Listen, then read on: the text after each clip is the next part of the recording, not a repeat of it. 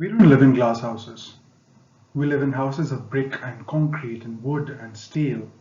That's how we were able to stack them on top of themselves to get tall buildings. 10 floors, 30 floors, 50 floors, 100 floors and counting. We live in them, we shop in them, we do business in them. You can't possibly build a building of glass to do business in, both literally and metaphorically. You can't grow a business in a house of glass. Spying on competitors is perhaps as desperate as competition can get. It's an extreme, one end of a spectrum. Call it espionage or call it poaching, but in 1997, Volkswagen settled a case with General Motors, which had accused it of having stolen trade secrets. The central figure to this case was Jose Ignacio Lopez, a then Volkswagen and former GM head of purchases who had supposedly taken confidential GM documents with him to Volkswagen. Volkswagen did not admit to any wrongdoings, but chose to settle for a sum of $100 million and an agreement to buy $1 billion worth of parts from GM in the next 7 years. In the 1980s, IBM won a court case against Hitachi and two of its employees for having conspired to steal confidential information and take it to Japan. Hitachi, Mitsubishi, and 22 business people pled guilty in court.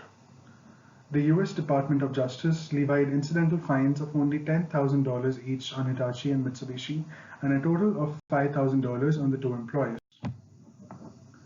At the other end of the spectrum lies this company, which in the face of rising competition in the form of Sony, chose to do nothing.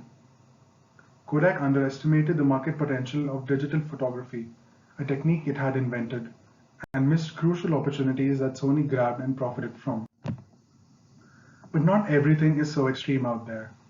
There certainly is brutal competition, and it has evolved with times into cyber warfare, but there is also the more mundane sparring that businesses engage their competitors in, often with entertaining outcomes. We're all familiar with the famous never-ending duel of these two brands that has perhaps come to define contemporary brand rivalry. They locked horns back in the 1970s, and neither has let up yet. It's been quite the opposite, in fact. They've driven each other out of products and markets to the point where rapid innovation has become a prerequisite for survival. The spillover, in turn, has driven other organizations into and out of the broader food and beverages industry.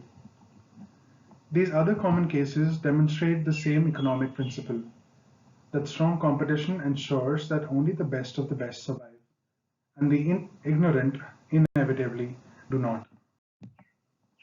However, competition is neither a panacea nor God-given. Like everything else, it's best in moderation. Poke your nose too much in your business rivals' affairs and you'll be caught off guard. Work all by yourself in a locked room and you will be ill-timed and miss opportunities. The sweet spot is between these two ends of the spectrum, where you're able to manage competition to get the best of both worlds. But don't take my word for it. A paper published by Harvard Business Review explores the relationship of rivalry with the aptitude for risk.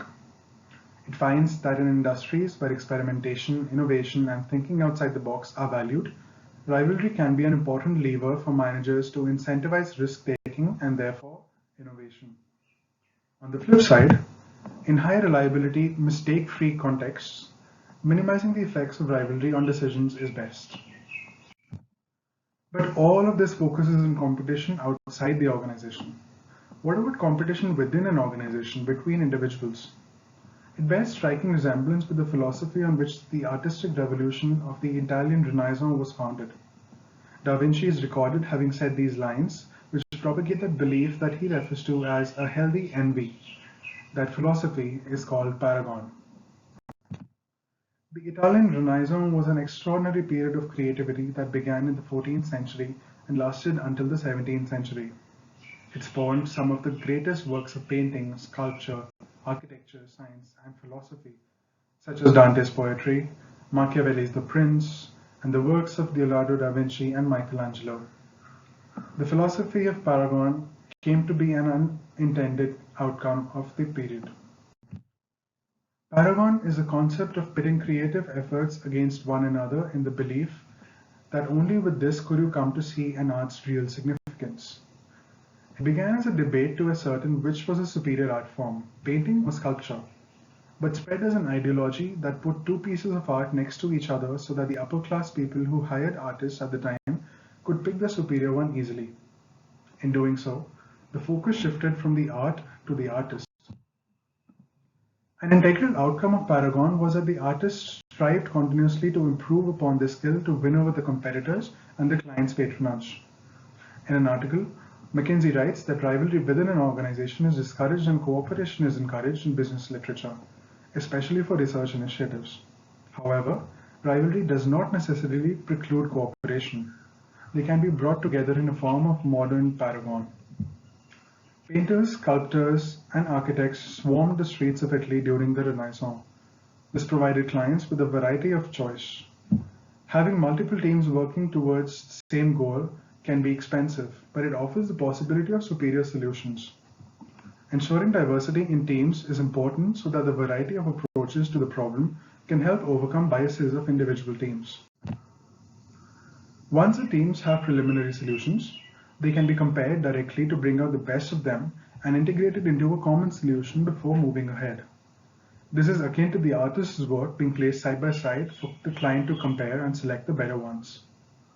Alternatively, the solutions can be presented before a jury to mimic market testing. It may be so that more than one solution may be amenable to commercialization, just like each artist had their own following. To toe the fine line between competition and cooperation requires strong management. In McKinsey's advice, a company must supplement the implementation of Paragon with a deep and pervasive culture of cooperation and collective achievement.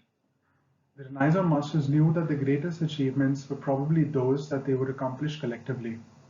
Harnessing the creative energy of productive rivalry should yield more and more valuable business innovation. In conclusion, competition can be strategically used as an engine of ingenuity, both within and outside modern-day enterprises. In saying so, a focus on competition is probably not a formula for mediocrity.